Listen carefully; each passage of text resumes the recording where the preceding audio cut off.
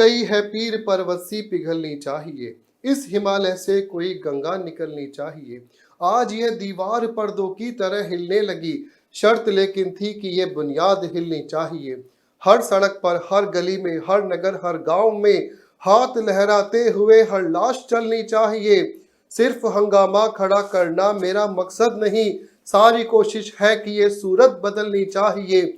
मेरे सीने में नहीं तो तेरे सीने में सही, हो कहीं भी आग लेकिन आग जलनी चाहिए, हो कहीं भी आग लेकिन आग जलनी चाहिए। नमस्कार, विधि शाखा के इस मंच पर मैं आपका हार्दिक स्वागत और अभिनंदन करता हूं। आज हम लेके आए हैं कश्मीर फाइल्स फिल्म के बारे में। अब देखिए, इसे अगर फिल्म कहा जाए तो अतिशयोक्ति होगी, गलत होगा, क्योंकि ये जो है एक जेनोसाइड, एक वास्तविक घटना थी जो कश्मीर में 1990 में घटित हुई थी। कोई सोच भी नहीं सकता था कि भारत का स्वर्ग कहा जाने वाला कश्मीर, जहां पर प्रकृति ने अपनी सुंदरता बिखेरी है, वहां पर इस प्रकार की जेनोसाइड की घटना हो भी सकती है। लेकिन इस प्रकार की घटना वास्तव में 1990 में कश्मीर में हुई थी, जिसका सामना कश्मीर के पंडितों ने किया, उस दर्द को सहा और इसी फिल्म को फिल्मांकन किया गया है। इसी फिल्म के बारे में बताया गया है विवेक रंजन अग्निहोत्री के द्वारा निर्देशित इस फिल्म में, जिसमें उन्होंने कश्मीर में हुए जेनोसाइड के बारे में पूरा फिल्मांकन किया है, एक एक दृश्य को बताया है। फिल्म में जिन कश्मीरी पंडितों के बारे में बात की गई है, वो आखिर कश्मीरी पंडित कौन है और उन्हें कश्मीरी पंडित ही क्यों कहा गया है? उन्हें कश्मीरी हिंदू या कश्मीरी ब्राह्मण क्यों नहीं कहा गया है? तो देखिए, सबसे पहले ये समझिए कि कश्मीर की जो एथनिक सोसाइटी है, जो लोग पिछले कई सालों से और कई हजारों सालों से कश्मीर में रह रहे थे, वो सभी कश्मीरी पंडित थे। यानी कि कश्मीर की जो एथनिक कम्युनिटी है वो हिंदू है। कश्मीर में कोई भी कास्ट सिस्टम नहीं है, यानी कि क्षत्रिय, वैश्य, शूद्र, इस प्रकार का जो पार्टीशन, इस प्रकार का डिवाइडेशन कश्मीर में नहीं है। कश्मीर के कम्युनिटी में कोई भी व्यक्ति दलित कास्ट का नहीं है, यानी कि दलित कास्ट नहीं है, सभी लोग हिंदू हैं। और जिन लोगों को कश्मीर से निकाला गया या जिन्होंने कश्मीर को छोड़ा, वो सभी लोग हिंदू थे। अब देखिए, यहाँ इस फिल्म में जो जेनोसाइड है, यानी कि जो कश्मीर के लोगों के ऊपर जो जेनोसाइड हुआ था, उसके बारे में पूरा पिक्चराइजेशन जो है वो किया हुआ है। और यहाँ पर जो लोग कश्मीर में पार्टीशन के समय रहने के लिए आए थे, वो भी हिंदू थे। और उन हिंदू लोगों के ऊपर जो टेररिस्ट एक्टिविटी हुई थी और जिस वजह से उन लोगों को मारा गया, उनके ऊपर जेनोसाइड की घटना हुई और उन्होंने क्या क्या एक्सटॉर्शन, क्या क्या उन्होंने सहा, उसके बारे में इस फिल्म में बताया गया है।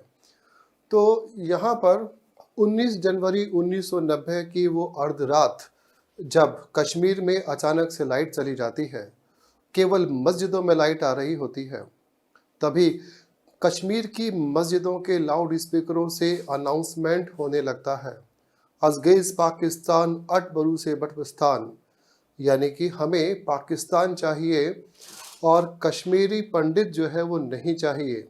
इस प्रकार का अनाउंसमेंट जो है वो कश्मीर की मस्जिदों से आधी रात में होने लगता है और पूरी रात अनाउंसमेंट होने लगता है। कश्मीर में रहने वाले जो कश्मीरी पंडित हैं, वो अचानक से घबरा जाते हैं, अपने घरों में छुप जाते हैं। सोचिए कैसा होगा कि आप अपने परिवार के साथ अपने घरों में सुरक्षित हैं, परंतु अचानक से आधी रात को कोई आपके घर पे आता है और आपसे आपके घर को छोड़ने के लिए कहता है। इस प्रकार का एक दर्द जो है वो कश्मीरी पंडितों ने सहा और बिट्टा कराटे, जिसका वास्तविक नाम है फारूक अहमददार, उसने जो है और उसके आतंकवादी साथियों ने कश्मीर में 1990 में जो है आतंक की सीमाओं को लांघ दिया और देखते ही देखते कश्मीर में जेनोसाइड की घटना जो है उसको अंजाम दिया। यहाँ पर कश्मीर में रहने वाले कश्मीरी पंडितों ने जम्मू के राज्य भवन में फ़ोन पर फ़ोन किए और कहा, हमें बचा लीजिए, बहुत देर हो चुकी है, हमें बचा लीजिए। बार बार फ़ोन किए, लेकिन सेंटर की ओर से, राजभवन की ओर से उन्हें कोई भी मदद जो है वो नहीं मिली या देर से मिली, जैसा इस फिल्म में बताया गया है। 4 इंडियन एयरफोर्स के जवान, जिसमें एक स्क्वाड लीडर रवि खन्ना, उन पर 27 AK-47 से गोलियां चलाई जाती है। देश की एकता को तोड़ने के लिए नैरेटिव जो है वो सेट किए जाते हैं और इस प्रकार से देखते ही देखते कश्मीर का परिदृश्य बदल जाता है। कश्मीर पे आतंकवादियों का अधिकार हो जाता है और कश्मीरी महिलाओं के ऊपर अत्याचार किए जाते हैं, उन्हें मारा जाता है। जैसा इस फिल्म में दिखाया गया है कि कश्मीर को किस प्रकार से आतंकवादियों ने, टेररिस्ट ने जेनोसाइड को अंजाम दिया और किस प्रकार से उनके साथ में अत्याचार हुए। कश्मीर पंडितों के ऊपर हुए अत्याचार के विरोध में राइट टू जस्टिस की डिमांड की गई और कई लोगों ने कई कैंपेन चलाए और इसका विरोध किया। सड़कों पर जुलूस निकले और लोगों ने जो है मार्च किया और किसी भी तरीके से सेंटर को यहाँ पर कहा गया कि वो उन्हें सुरक्षा प्रदान करे। देखिए, इस फिल्म को बनाने में बहुत बड़ा साहस चाहिए। जैसा विवेक रंजन अग्निहोत्री ने इस फिल्म को बनाते हुए एक साहसपूर्ण कार्य किया है, एक सच को सामने लेके आए हैं, लेकिन हमारे बॉलीवुड या फिर कहें तो कुछ लोग इसके विरोध कर रहे हैं, कुछ लोगों ने इसका प्रमोशन नहीं किया है। परंतु देखिए, हमारे देश के माननीय प्रधानमंत्री नरेंद्र मोदी ने इस फिल्म को अपना समर्थन दिया है और यहाँ हम अपने आप को कुछ सुरक्षित महसूस करते हैं कि कहीं ना कहीं जो है इस देश में हम एक हैं और एकता की बात करते हैं, अखंडता की बात करते हैं। लोकतांत्रिक देशों में विधायिका, कार्यपालिका, न्यायपालिका पर नज़र रखने के लिए मीडिया की अपनी प्रमुख भूमिका होती है और मीडिया चौथे स्तंभ के रूप में जानी जाती है। प्रेस का अधिकार हमारे भारतीय संविधान में अनुच्छेद 19(1)(a) में दिया गया भाषण और अभिव्यक्ति की स्वतंत्रता का अधिकार है। मीडिया जो है वो सरकार और नागरिकों के बीच में कड़ी का काम करती है। महज TRP बढ़ाने के लिए विरोधाभास नहीं होना चाहिए और तथ्यों को तोड़ मरोड़ कर पेश नहीं करना चाहिए और किसी भी प्रकार से पक्षपात या छेड़छाड़ जो है तथ्यों में नहीं करनी चाहिए। वास्तविकता सभी लोगों के सामने आना जरूरी है। इसके लिए मीडिया जो है वो एक सशक्त और एक प्रभावशाली माध्यम है, जिसका प्रभावी होना, ईमानदार होना बहुत ही आवश्यक है। उस समय आर्टिकल 370 को हटाने की मांग की गई। लोगों ने जगह जगह मार्च किए, जुलूस निकाले, रैलियां निकाली और कश्मीर से अनुच्छेद 370 को हटाने के लिए भारत सरकार से मांग की गई। अब देखिए, यहाँ पर हम ये समझते हैं कि आखिर आर्टिकल 370 आया कब और इसकी आवश्यकता कब हुई। तो देखिए, 1947 में जब पार्टीशन हुआ तो कश्मीर जो है वो एक डिस्प्यूटेड पार्ट बना और यहाँ जब क्या होता है कि पाकिस्तान जम्मू कश्मीर पर आक्रमण करता है, अटैक करता है, तो महाराजा हरी सिंह जो है उस समय इंडियन गवर्नमेंट के पास जाते हैं और इंडियन गवर्नमेंट से हेल्प की मांग करते हैं।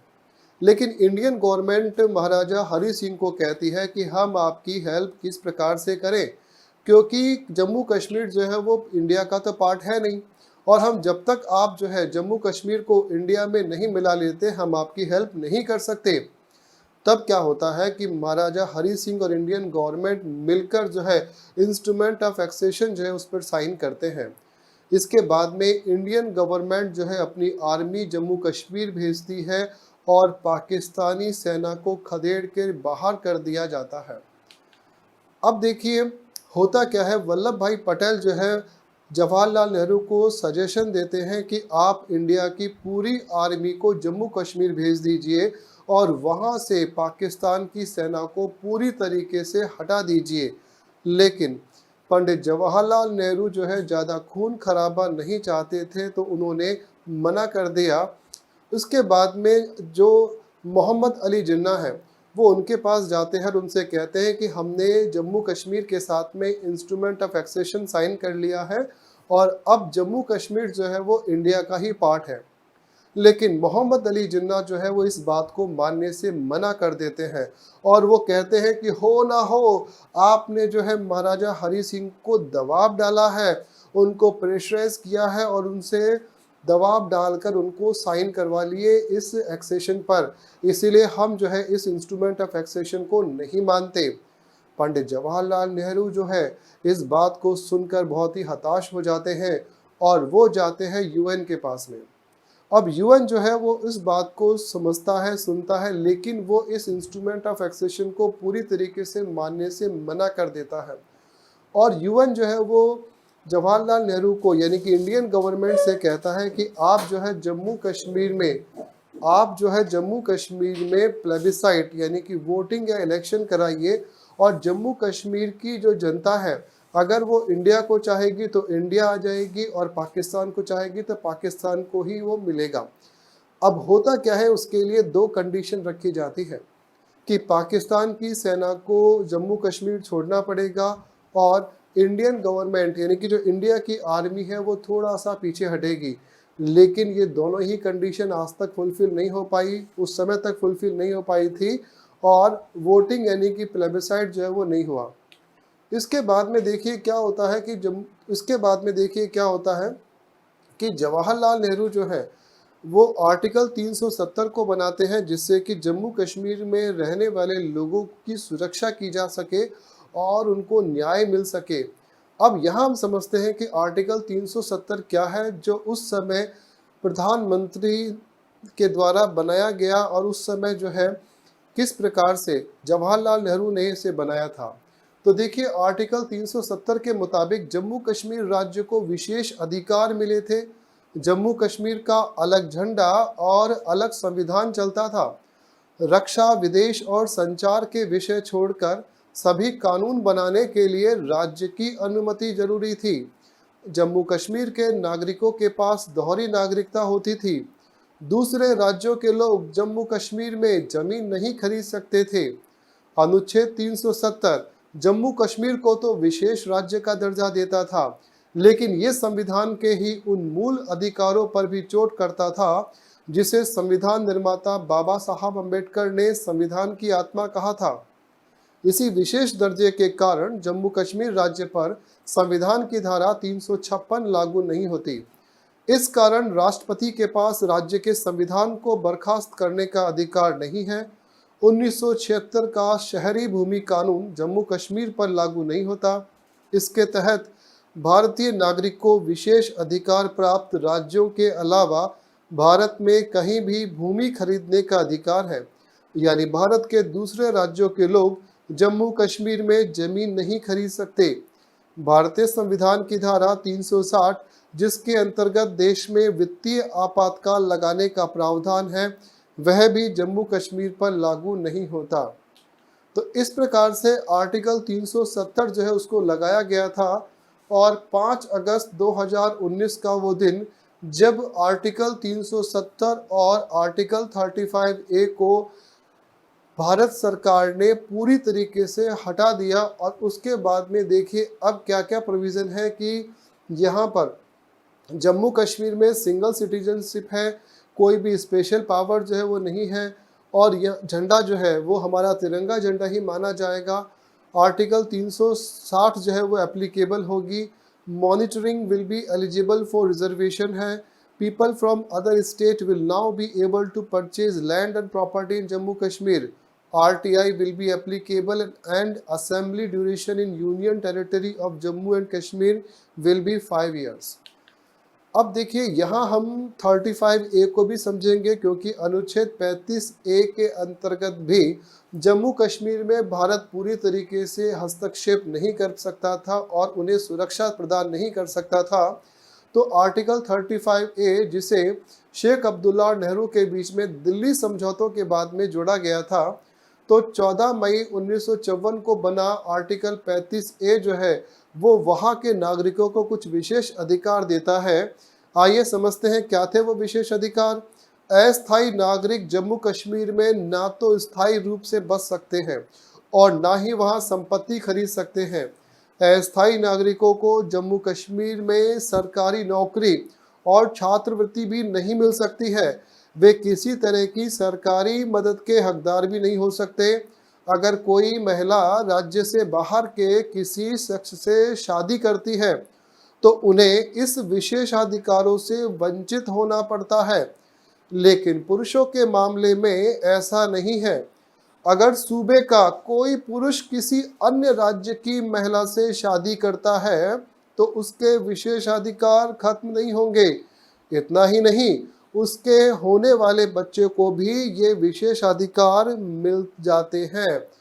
तो इस प्रकार से इस आर्टिकल 35A को 5 अगस्त 2019 को समाप्त कर दिया गया और इसके बाद से जम्मू एंड कश्मीर जो है वो भारत का ही एक अंग बन गया। देखिए, इस फिल्म में जो विवेक अग्निहोत्री हैं, उन्होंने बुर्का पॉलिटिक्स और एंटी इंडियन कॉपरेशन के बायकॉट की मांग की है और उन्होंने जो है वो अपने साइलेंस को तोड़ा है। यानी कि इस फिल्म को बनाना अपने आप में साहसपूर्ण कार्य है, क्योंकि इस प्रकार के मुद्दों को, इस प्रकार की सच्चाई को लोगों के सामने लेके आना बहुत ही साहसपूर्ण कार्य है और हमें इनका स्वागत करना चाहिए, इसको प्रमोट करना चाहिए। देखिए, आज जो है पूरा भारत देश एक है। आज यूक्रेन से हम भारतीय जो है वो अपने तिरंगे झंडे को लेके आसानी से जो है वो निकल सकते हैं। हमारे भारतीय छात्र आज अपने आप को सुरक्षित महसूस करते हैं। इस फिल्म में इस बात को बताया गया है कि किस प्रकार से उस समय जो टेररिस्ट एक्टिविटी थी, जिन्होंने कश्मीर पंडितों पर जेनोसाइड की घटना की, उन्हें मारा गया और उनके ऊपर अत्याचार किए, जिसकी वजह से जो जम्मू कश्मीर में उस समय 10 लाख जो है कश्मीरी पंडित थे, जिनकी संख्या वर्तमान में घटकर केवल 10,000 रह गई है। तो उस बारे में भी बात की गई थी। इस देश को हिंदू भी चाहिए, मुसलमान भी चाहिए, सिख भी चाहिए, ईसाई भी चाहिए। हम कल भी एक थे, हम आज भी एक हैं। आइए हम संकल्प लें, हम अवेयर हों कि इस प्रकार की जो कश्मीर जेनोसाइड की घटना हुई है, ऐसी घटना फिर दोबारा इस देश में ना हो। हमें मिलकर खड़े होना होगा इस देश की एकता के लिए, इस देश की अखंडता के लिए। हम ना कभी टूटे हैं, ना कभी टूटेंगे। अगर आपको हमारा ये वीडियो अच्छा लगे तो इसको ज़्यादा से ज़्यादा शेयर करें, ताकि लोग जो है ज़्यादा से ज़्यादा अवेयर हों और इस प्रकार की बातें, इस प्रकार की अवेयरनेस जो है जन जन तक पहुँचे। ये जनता की आवाज़ है, जन जन की आवाज़ है, इसे हमें हर व्यक्ति तक पहुँचाना है। धन्यवाद।